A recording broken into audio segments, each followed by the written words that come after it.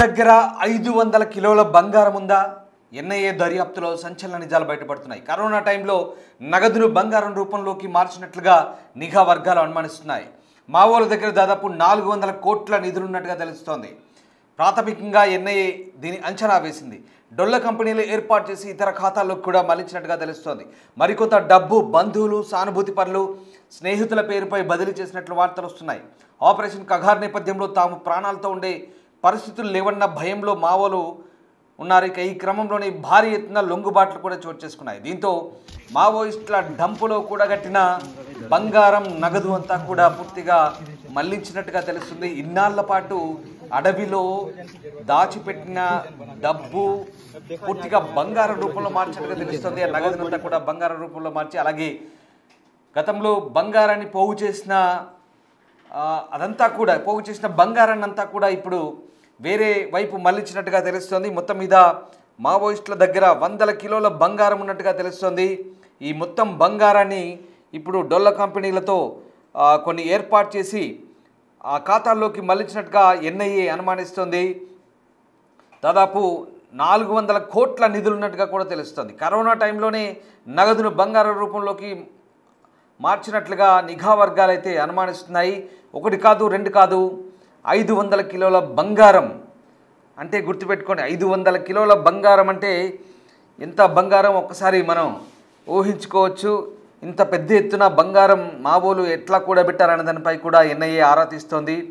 మరికొంతమంది డబ్బు బంధువులు, సానుభూతి పరులు, స్నేహితుల పేర్లతో కూడా బదిలీ చేసినట్టుగా వార్తలు వస్తున్నాయి. ఎప్పటికైతే ఆపరేషన్ కగార్ను ప్రభుత్వం ప్రకటించిందో ఇక ప్రాణాలతో ఉండలేము, ఎట్టి పరిస్థితుల్లో లొంగిపోవాలి, లొంగిపోయిన తర్వాతనే కనీసం ఆ నగదు లేదా డబ్బును మార్చుకోవచ్చు అనే కోణంలో ఈ ఎత్తుగడ వేసినట్టుగా తెలుస్తుంది. సో మొత్తం మీద భారీ ఎత్తున లొంగుబాట్లు అయితే జరుగుతున్నాయి.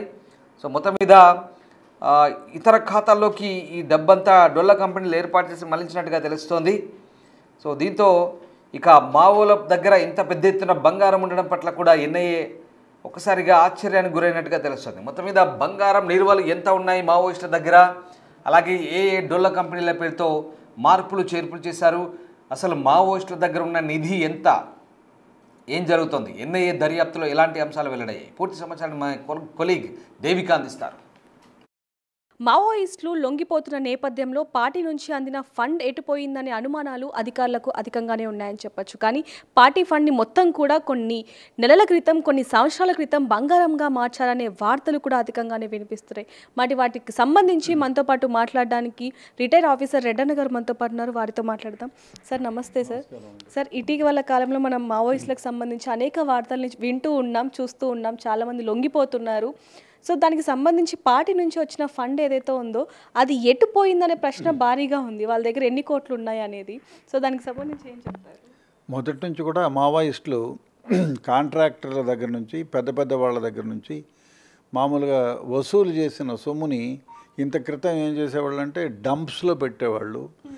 తర్వాత కొంతకాలం అంటే ఒక 20-30 ఏళ్ల క్రితం డంప్స్ తర్వాత ఏదన్నా కొనుగోలు చేయడానికి పెట్టేవాళ్ళు. ఆ తర్వాత ఏమైందంటే సపోజ్ ఇక్కడ ఆపరేట్ చేస్తున్నారు, ఏ వెస్ట్ బెంగాల్లోనూ బినామీ వాళ్ళ బంధువులు ఎవరైనా ఉంటే వాళ్ళ దగ్గర నుంచి వాళ్ళ అకౌంట్లో వేసేవాళ్ళు, కొంత అకౌంట్లో వేసేవాళ్ళు. మిగతాది లాకర్లు, పెద్ద పెద్ద లాకర్లు తీసుకొని ఆ లాకర్లలో డబ్బునంతా పెట్టేవాళ్ళు.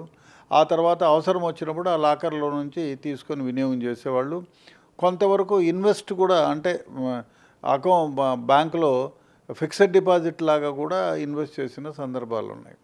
అయితే ఈ మధ్యకాలంలో ఏమైపోయిందంటే కరోనా వచ్చిన దగ్గర నుంచి, ఈ నోట్లు మార్పిడి అయిన దగ్గర నుంచి ఇదేదో ఇబ్బందికరంగా ఉందని చెప్పి నోట్ల మార్పిడి రాగానే అనేక విధాలుగా బంగారం కొనుగోలు చేయడం, బంగారు కొనుగోలు చేసి అవి లాకర్స్లో పెట్టడం, కొంత తమ దగ్గరలో దాచుకోవడం. తర్వాత బంధువులు ఎవరైతే ఉన్నారో, వాళ్ళ వెల్ విషర్స్ ఎవరైతే ఉన్నారో, వాళ్ళకి సహాయం చేసే వాళ్ళు ఎవరైతే ఉన్నారో, వాళ్ళకి ఎవరైతే ఒత్తాస పలికే వాళ్ళు ఉన్నారో వాళ్ళకి దగ్గర దాచుకున్నారు. సో ఈ మధ్యకాలంలో ఏమైందంటే మరి నక్సలైట్లు చాలామంది దొరికిపోతున్నారు, ఎన్కౌంటర్లలో చనిపోతున్నారు, అదేవిధంగా చాలామంది సరెండర్ అయిపోతున్నారు. ఈ నేపథ్యంలో వీళ్ళు ఏం చేశారంటే ఈ బంగారంగా ఎక్కువ మార్చడం, దాన్ని అనేక రూపాల్లో బంగారంలో మార్చుకొని దానికి అనేక బ్యాంకుల్లో బంధువుల దగ్గర వెల్ విషర్స్ దగ్గర పెట్టడం, కొంతవరకు కూడా ఇమ్మీడియట్గా చిన్న చిన్న డంప్స్లో కొంత వేయడం, ఈ విధంగా చేస్తున్నారు.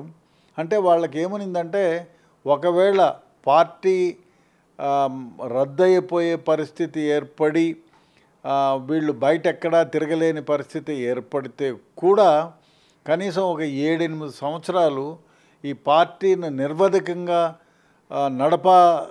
నడపాలి అంటే వాళ్ళ దగ్గర డబ్బు ఉండాలి. కాబట్టి అంత డబ్బును దాదాపు 400-500 కోట్లు వాళ్ళు అనేక రూపాల్లో బంగారం రూపంలో కొనుగోలు చేశారనేది ఇన్వెస్టిగేషన్లో బయటపడుతుంది. అదేవిధంగా అది వాస్తవం అనొచ్చా సార్? ఎందుకంటే వాళ్ళ దగ్గర దాదాపుగా ఇందాక మీరు అన్నట్టుగా అలాగే వార్తల్లో కూడా అదే చెక్కలు కొడుతుందని చెప్పొచ్చు. 400 కోట్లు, అలాగే బంగారం కూడా 400 కేజీలు ఉంది అంటూ వార్తలు వస్తున్నాయి. ఆ నెంబర్ అనేది బాగా సర్కిల్ అవుతుంది. అది వాస్తవం అంటారా? అది కొంతవరకు నిజమే ఉండొచ్చు. ఎందుకంటే వీళ్ళు అనాదిగా చాలా కాలంగా ఈ కాంట్రాక్టర్లు మిగతా వాళ్ళ దగ్గర వెల్ విషర్స్ దగ్గర పార్టీ ఫండ్గా చాలామంది దగ్గర నుంచి బలవంతంగా కొందరి దగ్గర భయపెట్టి కొందరి దగ్గర మరో విధంగా కొందరి దగ్గర ఈ విధంగా అనేక రకాలుగా వాళ్ళు వసూలు చేశారు. అది ఎందుకంటే పార్టీని నడపడానికి, అదేవిధంగా పార్టీ గడ్డు కాలంలో ఉండి కష్టకాలంలో ఉంటే వేరే దగ్గరికి పోయి మనుగడ సాగించడానికి వాళ్ళు ఈ విధంగా దాచారు. అదేవిధంగా కరోనా టైంలో వీళ్ళకి కొంచెం కష్టం ఏర్పడింది క్యాష్. అదేవిధంగా ఈ బంగారం ఫిక్స్డ్ డిపాజిట్స్ అవి కాకుండా లాకర్లో పెట్టిన డబ్బు ఇక మళ్ళీ కొన్ని వార్తలు వచ్చాయి. 500 నోట్లు రద్దు అవుతాయి, 2000 నోట్లు రద్దు అయినప్పుడు ఈ విధంగా చాలా వరకు వాళ్ళని ఎక్స్చేంజ్ చేసుకొని దాన్ని ఆ 2000 రూపాయలు రద్దు అయినప్పుడు దాన్ని బంగారంలోకి కన్వర్ట్ చేశారు. ఆ బంగారంలో కన్వర్ట్ చేసిందే దాదాపు 400-500 కేజీల దాకా ఉంటుందనేది ఇన్వెస్టిగేషన్లో కొందరు చెప్పిన దాన్ని బట్టి తెలుస్తూ ఉంది. డెఫినెట్గా 400 కేజీల 100 కేజీలు అనేది తెలియదు, కానీ డెఫినెట్గా బంగారం రూపంలో మార్చారనేది ఇన్వెస్టిగేషన్లో తేలింది. అది చాలా విధాలుగా సేకరించిన వాళ్ళు కూడా అది పోలీస్కి కొంచెం వరకు ఇన్ఫర్మేషన్ ఉంది అనేది తెలుస్తూ ఉంది.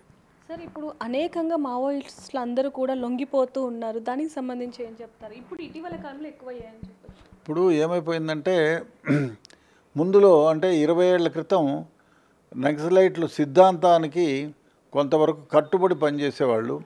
ఇంకో వ్యవహారం ఏమంటే వీళ్ళు కట్టుబడి పనిచేయటమే కాకుండా వాళ్లకు ప్రోత్సహించే వాళ్ళు ఉండేవారు, పార్టీలో చేరేవాళ్ళు ఉండేవాళ్ళు. అదేవిధంగా వీళ్ళు కూడా పేదల కోసం, బడుగు బలహీన వర్గాల కోసం పనిచేసే వాళ్ళు ఉండేవాళ్ళు. అప్పుడు ఏమైపోయిందంటే రోడ్డు లేదు, రవాణా లేదు, అదేవిధంగా కమ్యూనికేషన్స్ లేదు. అదేవిధంగా చాలా వరకు కూడా ప్రభుత్వాలు ఇచ్చినటువంటి సొమ్ము పేదవాడికి అందకుండా ఉండేది. అదేవిధంగా చాలా ఇబ్బందులు ఉండేవి.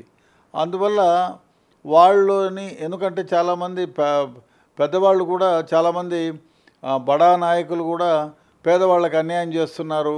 భూములు విషయంలో కానీ మరో విషయంలో కానీ పేదలకు ఫలితాలు అందకుండా పోయాయి. అందువల్లనే వాళ్లకు అంటే నక్సలైట్లని ద్వారా లబ్ధి పొందిన వాళ్ళు చాలామంది ఉన్నారు.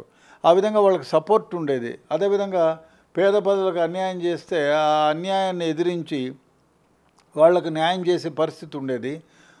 భూస్వాములు కానివ్వండి, బడా వ్యాపారవేత్తలు కానివ్వండి, వాళ్ళు ఆ విధంగా భయపెట్టి వీళ్ళని ఒక వర్గాన్ని బయటికి తోలేసే పరిస్థితి ఏర్పడింది. అప్పుడు ఎక్స్ట్రీమిస్ట్ ఆర్గనైజేషన్స్ ముందుండి వాళ్ళకి చేయూతనిచ్చి వాళ్ళకి అన్ని విధాల సహాయం చేసి ఆ విధంగా చేశారు. అప్పుడు చాలామంది పార్టీలో చేరేవాళ్ళు. ఇప్పుడే పార్టీలో చేరే వాళ్ళ సంఖ్య తగ్గిపోయింది, ఎన్కౌంటర్లు అయినాయి. అదేవిధంగా రవాణా రోడ్డు వ్యవస్థ మెరుగుపడింది, ప్రజలకు అందవలసినటువంటి ఫలితాలు చాలా వరకు అందుతున్నాయి, ఎడ్యుకేషన్ పెరిగింది. అదేవిధంగా ఎడ్యుకేట్ చేస్తున్నారు ప్రభుత్వాలు కూడా. మీరు నా ఎక్స్ట్రీమిస్ట్ ఆర్గనైజేషన్లో పోయి ఏం సాధించగలరు. అదేవిధంగా వాళ్ళ ఒకటే ఏమిటంటే గన్ ద్వారానే రాజ్యాన్ని సమీకరించాలి, నిర్మించాలనేటువంటి భావన ఎవరికి నచ్చటంలే. ఇప్పుడు మీరు ప్రభుత్వాలు కూడా ఏమంటున్నాయంటే మీకు నిజంగానే మంచి ప్రభుత్వాన్ని ఇవ్వాలి, అందరికీ సహాయం చేయాలంటే మీరు బయటకు వచ్చి జనజీవన స్రవంతిలో కలిసి మీరు మామూలుగా ఓట్లు వేయించుకొని గెలిచి రాజకీయంలోకి వచ్చి ఎమ్మెల్యేలుగా ఎంపీలుగా సహాయం చేయండి, పేద ప్రజలకు సేవ చేయండి, వద్దనటం లేదు. ఆ విధంగా కాకుండా ఏదో తుపాకీ గొట్టం ద్వారా రాజ్యాధికారాన్ని స్వాధీనం చేసుకొని మీకు నచ్చినట్టుగా పరిపాలన చేయాలంటే అది వీలుగాని పరిస్థితి. ప్రజాస్వామ్యంలో అది కాదు. అదేవిధంగా హింస విడనాలని అని చెప్తున్నారు.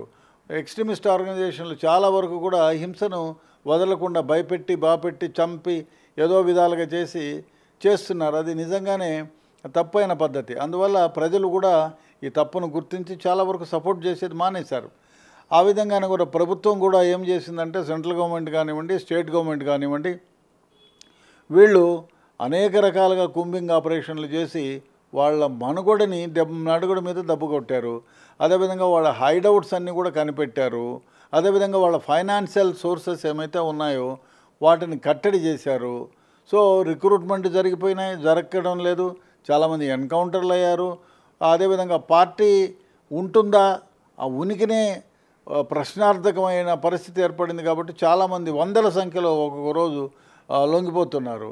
లొంగిపోయి జనజీవన స్రవంతిలో కలిసిపోతున్నారు. కాబట్టి పార్టీ మనుగడ కష్టమైపోతుంది. కాబట్టి వాళ్ళు లొంగిపోతున్నారు. కాబట్టి ఇప్పుడు ముఖ్యంగా ఇన్వెస్టిగేషన్లో ఇప్పుడు ఉండేవాళ్ళు కూడా ఏమనుకున్నారంటే ముందు కొద్ది కాలం మనం ఉండి స్తబ్దతగా ఉండి పార్టీని నడిపించుకుంటూ ఈ బంగారు నిల్వలు కానివ్వండి, డబ్బు నిల్వల ద్వారా కానీ పార్టీని పునర్నిర్మించుకోవాలనే భావంతో ఉండేవాళ్ళు. ఇప్పుడు అది కష్టమైపోయింది. కాబట్టి వాళ్ళు చాలామంది పోలీసుల ముందు లొంగిపోతున్నారు.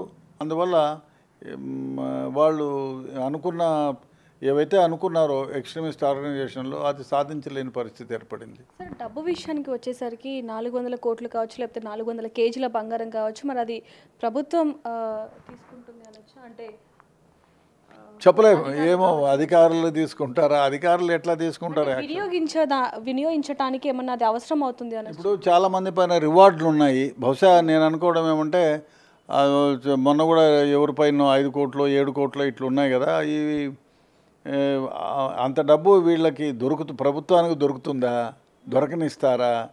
ఇప్పుడు అదే కాకుండా ఇప్పుడు ఎక్స్ట్రీమిస్ట్ కష్టమే. ఒకవేళ దొరికినా కూడా దాన్ని సీజ్ చేస్తారు. సీజ్ చేసి ఆ తర్వాత ఏం జరుగుతుంది అనేది ఇప్పుడు నా దగ్గర డబ్బు మీరు సీజ్ చేశారు, అది కాదు నాదే అంటాను, కోర్టులో జరుగుతుంది. అది ఎవరిది అని ఇప్పుడు తేలిపోతుంది. ఆ తేలిన తర్వాతే బహుశా ఒకవేళ పార్టీ ఉంటే పార్టీకి ఇస్తారేమో. నేను నిజంగానే ఇప్పుడు ఎఫ్డిఆర్ ఫిక్స్డ్ డిపాజిట్లో వేసుంటే ఇది నా డబ్బేను, ఎక్స్ట్రీమిస్ట్ ఆర్గనైజేషన్ది కాదు అని చెప్పి నేను నిరూపించుకోగలిగితే ఆ వ్యక్తి ఎవరైతే ఉన్నారో అతనికే దగ్గర ఉంటుంది. అతను లాయల్ మనిషి అయితే పార్టీ బ్రతికి ఉంటే డెఫినెట్గా ఆ పార్టీ వాళ్ళకి అందజేస్తాడు. లేదు అంటే పార్టీ లేదు, బీటీ లేదు, అంతా నాదే అని చెప్పుకోవచ్చు, అంతే. సో చూస్తున్నాం కదా, మావోయిస్టులకి సంబంధించి ఏదైతే ఫండ్ వస్తుందో దాన్ని మరి వాళ్ళు కరోనా టైంలో కొన్ని సందర్భాలలో వాళ్ళు బంగారం రూపంలో, అదేవిధంగా డబ్బు రూపంలో మార్చుకొని వాళ్ళ అవసరాల రీత్యా వాడుకుంటున్నప్పటికీ ఇప్పుడు మాత్రం పోలీసులకు అందిన సమాచారం ప్రకారం వాళ్ళ దగ్గర 400 కోట్లు అలాగే 400 కేజీల వరకు బంగారం ఉందనే అనుమానాలు మాత్రం వాస్తవం అయ్యే వరకు అయితే వస్తున్నాయని చెప్పొచ్చు. మరి వాటికి సంబంధించి అవి ఎక్కడున్నాయి ఏంటనే విషయాలు కూడా పోలీసులు తెలుసుకునే పనిలో పడ్డారని చెప్పొచ్చు. మరిన్ని వార్తల కోసం చూస్తూనే ఉండండి బిగ్ టీవీ. కెమెరామ్యాన్ పరశురామ్తో